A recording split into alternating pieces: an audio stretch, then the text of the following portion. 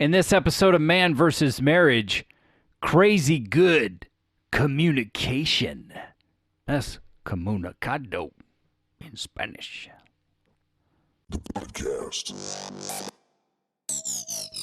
How good do you want your life to be?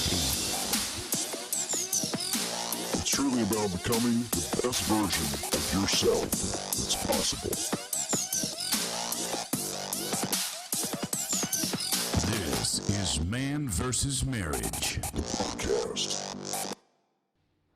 Welcome back to another episode of Man vs. Marriage. We are so stoked you're here, bro. Look at yourself in that rearview mirror if you're driving down the road, in that mirror at the gym if you're pumping the iron, or find somewhere to look at yourself, even if it's in the reflection of your iPhone, and tell yourself you're a freaking stud. Why is that? Because you get your daily, weekly dose of Man vs. Marriage. Instant stud. Just add the podcast. Yeah. I like that. Anyway, it's me, the Q Dog, in the Moran family studio with my lovely wife, Jeannie Moran. Jeannie, can you give the people a salutation? Hello. Hello, she says in English. I like it. So here we are, and we are getting ready to kick off a fantastic episode about crazy good communication. I know you can find those episodes all over the freaking world, but I'm telling you, we have had some crazy good communication, and I am confident that you're going to find some tips that will help you create that deeper level of communication. And if you're lucky, you don't have to be lucky, but you're going to get lucky because of crazy good communication. Is that fair to say? Well, yeah, if he does it right. If you do it right. That's right. Anyway, reach out to us on email, coach@manvsmarriagepodcast.com. Check us out on Facebook. Connect with us at our group. You can actually reach out directly to me at MVSM Podcast. Yes, you can do that. And you can go to our website and check out manvsmarriagepodcast.com. So here we go. Let's jump into this. When it comes to crazy good crazy good communication, it does start with a conversation. And what does that mean? Okay, what in the world does that look like? Thank God Coach Rita was able to help us. When you hear something, you ask, what does that look like? Right? I mean, can you agree with that, honey? Yeah, we do. Okay, good. So looking at that, here we are, and what it boils down to is truly having deep, meaningful conversations, not the surface stuff.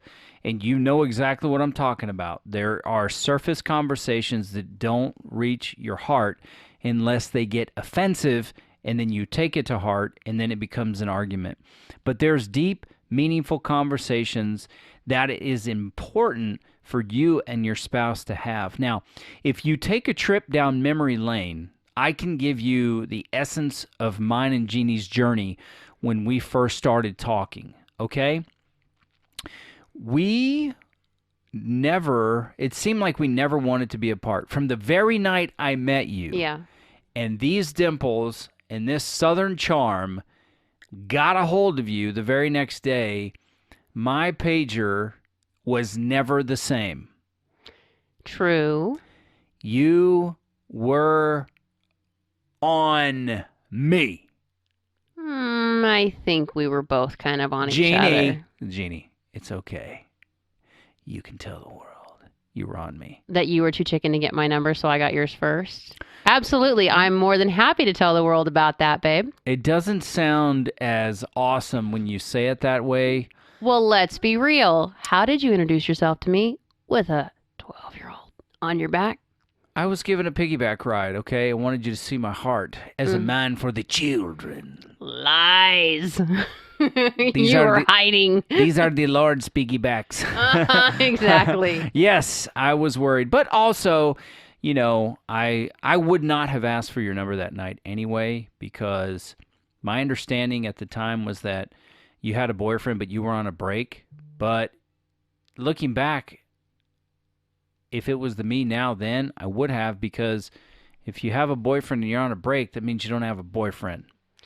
Yeah, I didn't have a boyfriend. I had a douchebag, but anyway. And so you asked me for my number, blew my mind when you did, and I couldn't say yes fast enough. I probably tried to play it off cool and calm and collected, but I wasn't. I was ecstatic. And the next day, after getting out of church and heading into Costco, there goes my pager. And I'm like, wow, this chick is blowing me up. This is awesome. And then we started to develop a friendship. And it started off, we tried to take it as slow as possible, even though we jumped in with both feet. And we talked all day long. And, a few weeks into it, we still hadn't shared a kiss or anything. 6 weeks. 6 weeks until our first kiss. April 12th. But Not that I remember. not that you remember. It was behind a waterfall. Your bikini was rocking, and wowee. Yes. I earned that kiss, just so you know. Uh-huh. You surprised me. My eyes were closed, and you laid it on me. Pow! You got me You're right welcome. there. It was awesome.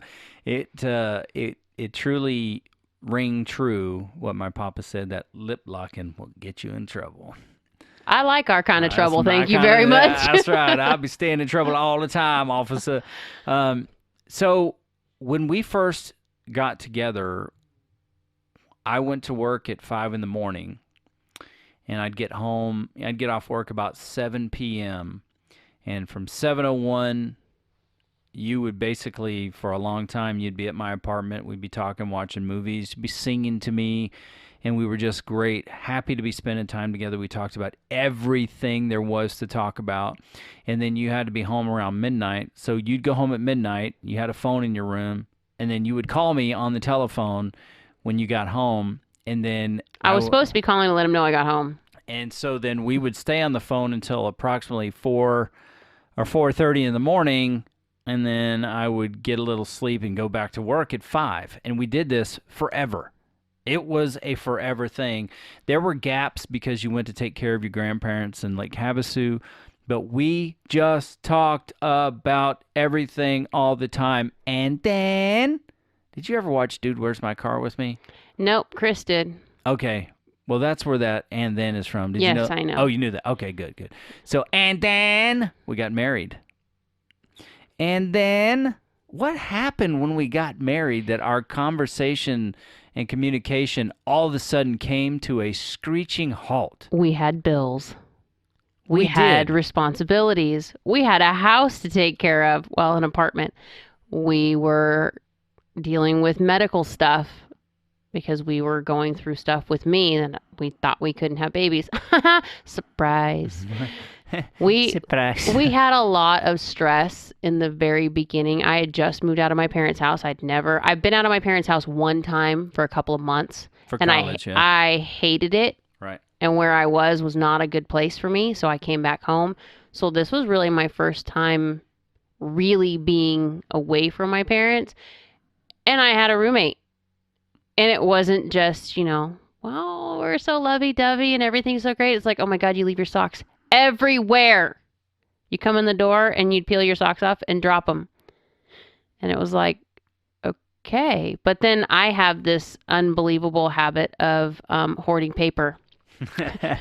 And we're not talking about cash, okay? No. We're not talking about hoarding cash. Yeah, bills would find their way to the back bedroom because if I didn't see them, I didn't have to worry about them, and I really didn't want to worry about them.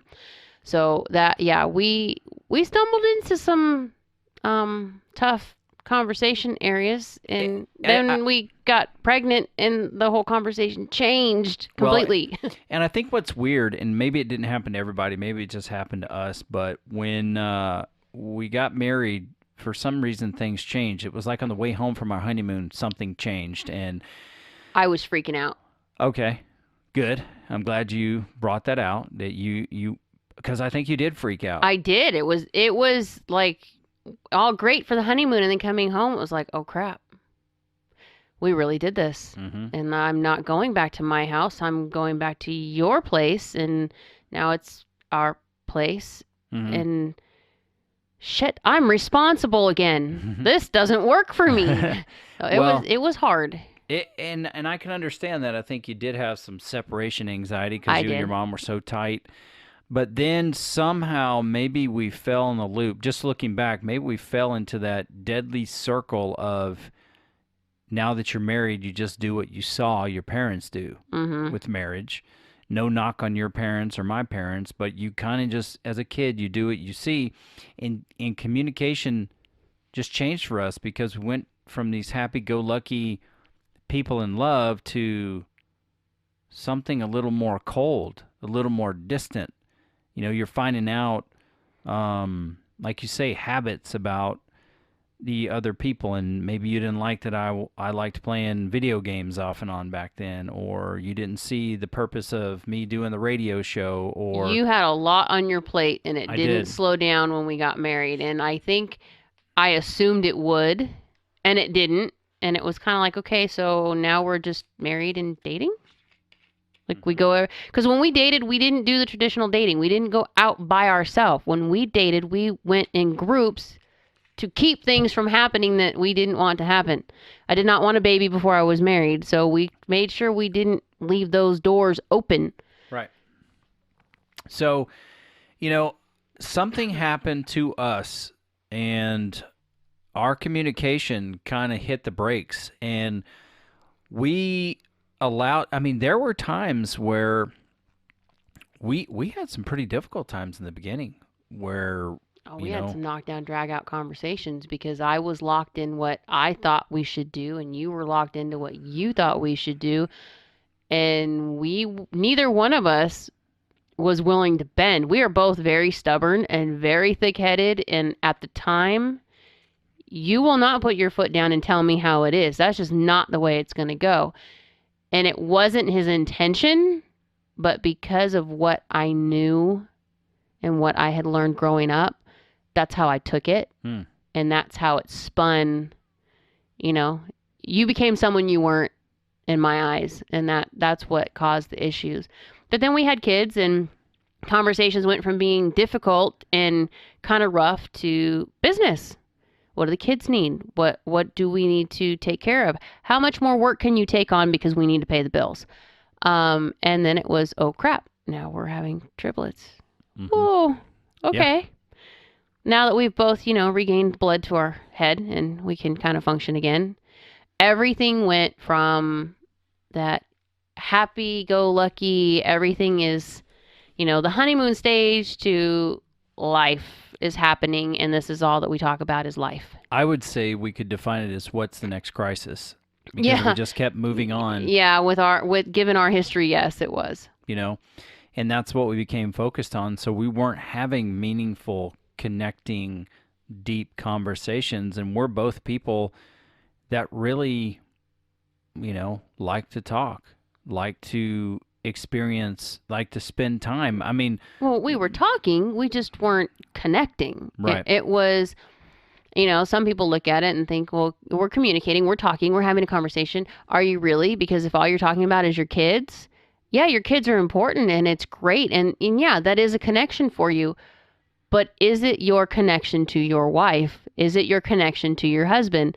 No, I had you before I had them. Right. And in order to, look, yeah, I just want to put a disclaimer out there. If you hear... talking in the background or kicking and slamming of doors. Autism is in full effect. It's autism, okay? That's the audible that we can't stop from being called.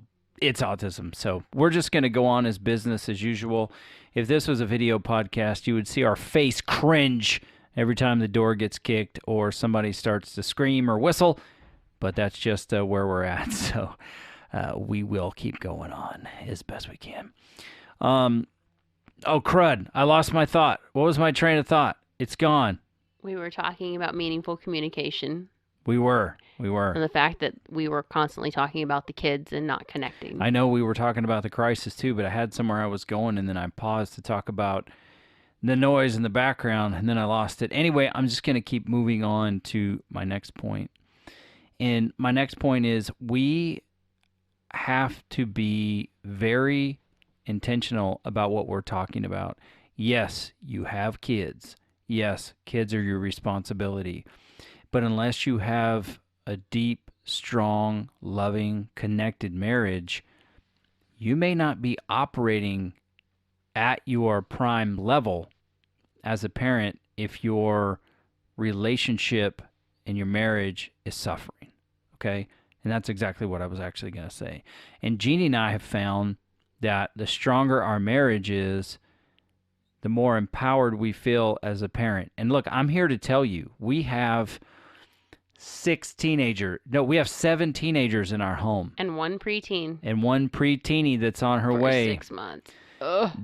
And we have some incredibly difficult, feels like we can't win situations happening in our life. I know one thing we can count on, that's each other. Yeah. That's our relationship. That's the bond that we've built. If our marriage was in the same condition it was 10 years ago and this stuff was going on, we wouldn't be married. We probably would not be married. We wouldn't be married. So thank God we decided to kind of dive both feet in, at times kicking and screaming, at times swimming, at times in a panic and, hoping not to sink, trying to swim. But we've been through it, and now we know, and we can give you with good authority and advice that your marriage has to come first. You've got to build and grow in your relationship so that you can be ready to face the world. And I'm not asking you to expect bad things. I'm not asking you to move on from crisis to crisis, because that's not your situation, hopefully. But what I can tell you is deep, meaningful conversation will dramatically, game changer status, be an upgrade in your relationship, because now you are learning deep truths about your spouse, and you're connecting on a different level, and you're learning about those things that makes them tick, that makes them feel loved, adored, valued, special, and like they mean something, and like you are that one person in the world that gives them that value they desire. And what it does is it creates a deeper emotional bond between you both. Is that something you can agree with? Yeah. Yeah, absolutely. And then, like Jeannie and I, like we were talking earlier today, it's like that meaningful conversation meets emotional needs. And then that means your love tank gets full. And in turn, my physical and emotional needs get met. It's like the yin and the yang, how they're constantly pouring into each other, if that's a good illustration.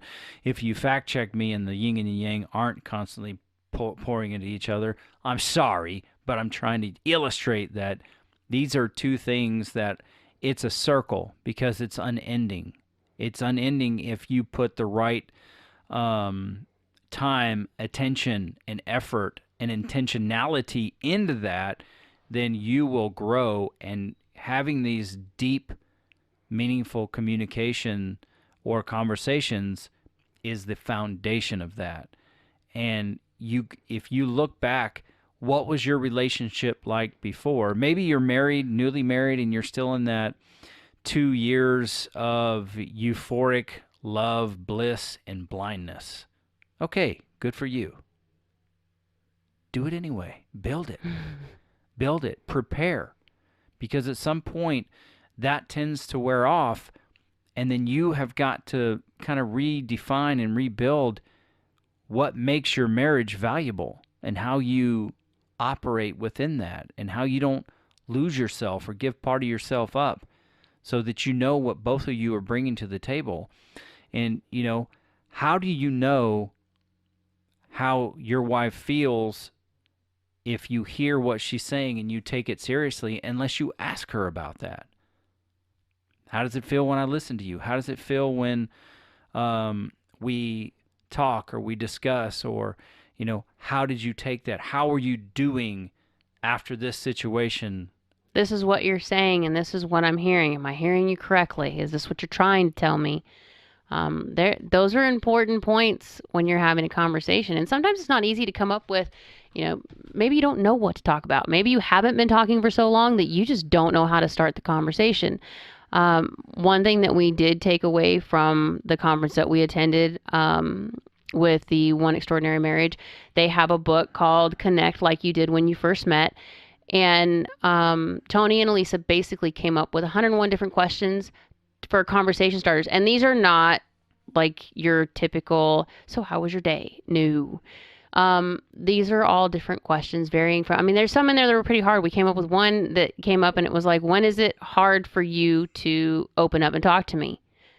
Okay. Obviously hard conversation for some people, but you could turn it into a game, rip the page out, throw them in a basket. When you guys sit down and have a date night at home or whatever, pull one out and take it with you to the restaurant, or take it with you to the room and talk about whatever that question is. If you're really struggling that hard, or just start with simple, if you're at the point where you're trying to make an effort and you just don't know where to start, tell her that, you know what, I want to make things better between us. I think we're good, but I want to get better. What are some things that you want to see different in our marriage? What are some things you'd like to do? What are some places you'd like to go? Start getting each other to imagine or talk about things that maybe you forgot about, or maybe you haven't talked about in a long time. It's not too late to go there, even if you're just talking about it. Now you've got a laid out plan. Okay, well, this is something that we've agreed on.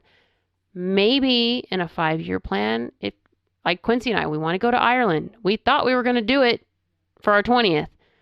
Things happened. It didn't work. We thought we were going to go to Hawaii. Things happened. Didn't work. We ended up going to a hockey game. I'm happy. And it worked. But again, we're still talking about and planning to go do these things later on, because we both know it's something that we've discussed. We want to do it. Mm-hmm. It's not that it's not within reach, but it doesn't mean you stop talking about it. Well, and I think something that maybe you just don't know. You're sitting there like, I'm a guy. I don't really like to talk. What the hell am I going to talk about?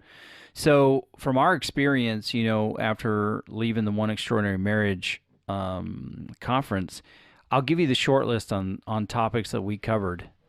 And it goes like this. We talked about dreams. We talked about sex. We talked about books. We talked about goals. Our goals for each other, our goals for our marriage, goals for our children, goals for our life, goals for our health. The goals just kept on going. Our expectations, our insecurities, our vulnerabilities.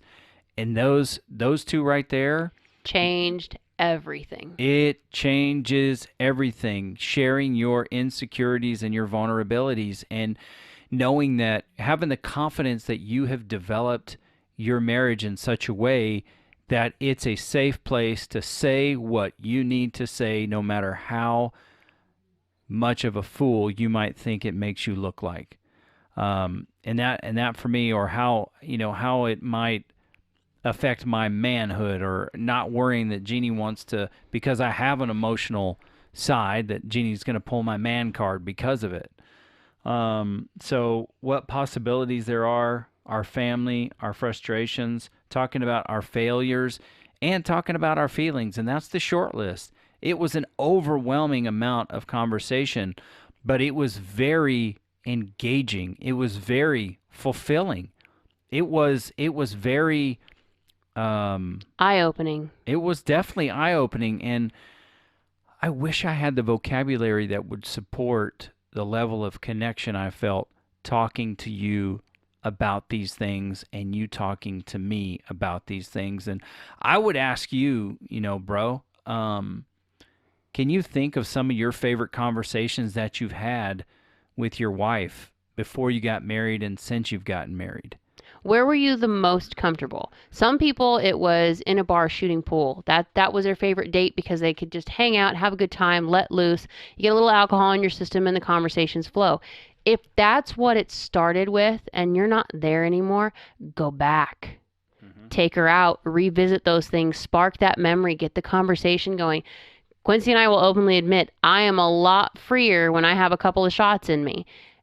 It's not something that I have to do, but when we get away and I need to just let go and I can't get out of my head sometimes, then yeah, we'll go somewhere and I'll grab a drink. And within a few minutes when it starts to hit, I'm relaxed, I'm comfortable, and the conversation flows. But go back to what means something to you. We have San Diego. San Diego will always be our place. That's a place that solidified our marriage. It changed everything. So whenever we get into a place where, and we've done this over the years, if we get into a place where we're kind of stuck and we're just not sure and we really need to get away, we will both suggest, let's go to San Diego. Let's, even if it's just to go down for the day, go visit family that lives down there, go to the mall down there, go down to Lucille's for lunch. Doesn't matter. We know that that's a place that we let loose and it has a meaning to us. Try maybe bringing those things back. What's something that's important to her? What does she love? Does she like wine and painting? Yeah, it's a chick thing. A lot of people will tell you it's a girl thing.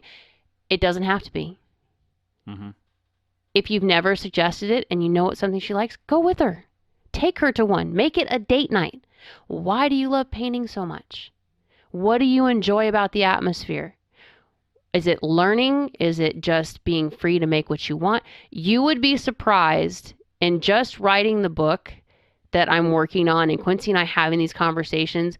I think we've learned more about each other and more about, like, because creating the characters, I'm creating parts of me and I'm just changing the names and moving things around. But as we go through some of these characters and some of their likes and dislikes, that triggers Quincy. Is that something that you would be interested in? Is that something you've wanted to try? Is it something that you've thought about?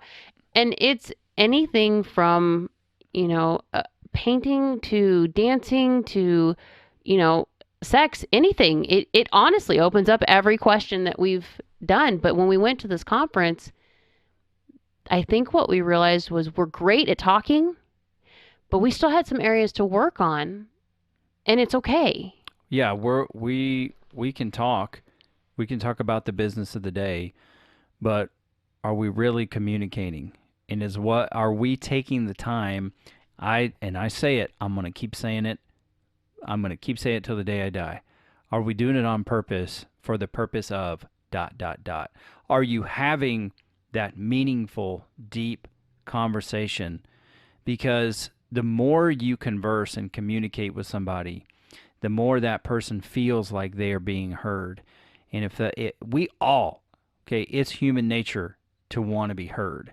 It's human nature to want to be validated on an emotional level. Even if you are a dude, you want to be validated. You want to be heard.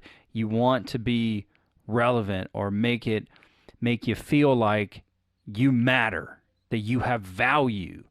And having those deep communications takes you there. It takes you there. Maybe right now, communication between you and your wife sucks. Maybe it sucks and you just can't find a way through. Is there one piece of communication, one thing you guys talk about that you are successful in? Because if there's one, let's try to get it to two. Let's look at how we win in this one area of conversation, and let's work on building the principles, getting it to two things, and then three. And then once we gain some momentum, it can go to four. It can go to five. We've got some episodes back early on. Episode 5, Episode 6, Episode 8. Those episodes are about learning how to listen, or the art of asking questions, or how to get laid, aka vulnerability. And then also there's hard talks in there. There's listening authentically. There are ways of communication. There's ways to develop your communication where you're not just waiting to respond. You're not building ammo to respond, but you're becoming an authentic listener and listening to everything that the person has to say. And then what you're also doing is you're formulating a response and saying, this is what I hear you say. Is that right? And taking the chance to clarify that. But it doesn't always have to be hard talks. You're just getting your reps in, learning how to communicate, and then getting down to the business of what do you want to be heard? What in your life do you want to be heard, and how can I hear it so that I can meet your need? And then you grow from there. You start to grow from there. Go ahead, honey. I think if you can find a way to incorporate your meaningful conversation with whatever the love language is. Mine is physical touch. One of mine is physical touch. The other is quality time, my top two. Quincy will use time like giving a massage for no reason. It's not, I'm going to give you a massage and then we're going to get laid. That's not how this works. It can lead that way, I'm not going to lie. But if you intentionally take the time and you know that one of her things is physical touch, give her a massage and talk. She's calm, she's relaxed, you're doing something for her. Chances are that's a good place. You're pretty vulnerable when you're, naked and somebody's rubbing you down. So, and I'm not saying corner her, but if she's like me, I'm an at-home mom. I'm always mom at home. Period. It doesn't matter if Quincy's home. It doesn't matter if we're doing date night in our room, watching a movie. It does not matter. I'm always mom. Even now, when the doors are banging and kids are screaming in the hallway, that's why we're getting kind of fudged up here, because I'm pausing and he's watching my face because he knows I'm getting ready to freak out. Mm-hmm. I'm always mom.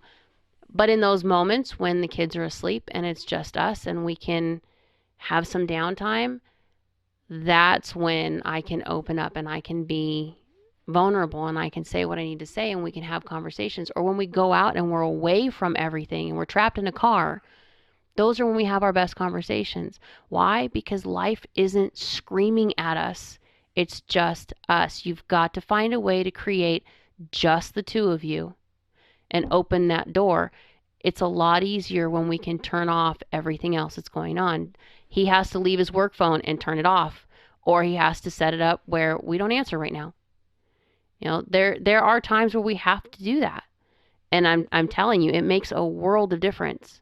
And I have to turn off all my hockey stuff that's blowing up my phone because the game's on and I'm missing it. But yeah, the season's so much different since you get 82 games and I only get like 12, 13, 14, 15 games for Alabama. I know, isn't it great? No, I'd love for the guys to play 82 games and one loss wouldn't hurt so bad. But with that said, we have ran so long in this episode. Obviously, we're over communicating, which is not a bad thing. And there's more to say. There's more to say here, but we're going to leave you with this. We gave you some resources.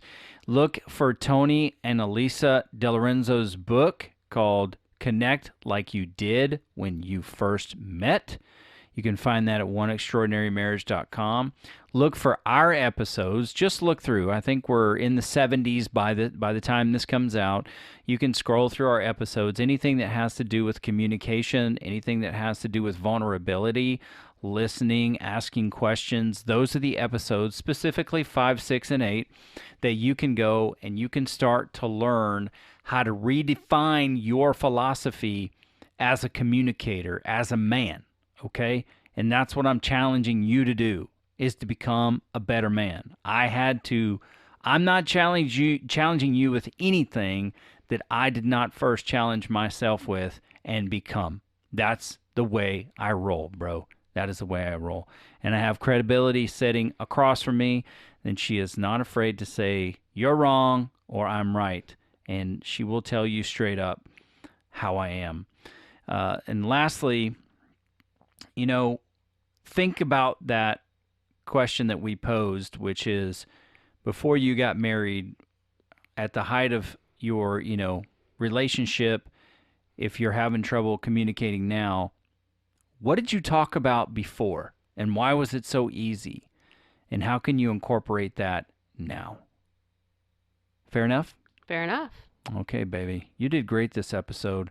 Thank you for all that you bring to this podcast. I know the title is Man versus Marriage. There's man and woman. Yeah. I could say it's mankind versus... No, but it's definitely my journey, and I am so glad that you're a part of it. And many have said, well, I don't want to be against my wife. No, dude, we're on the same team. and we're winning against marriage. I mean, that's what we're doing here. We are our home team. So thank you all for listening. I greatly appreciate it. I cannot wait to hear from you in this episode and you sharing some wins. Share a freaking win, bro. Get out there. Put yourself out there. I'll protect you. I got your back. And for this episode, Crazy Good Communication, this is the Man vs. Marriage podcast.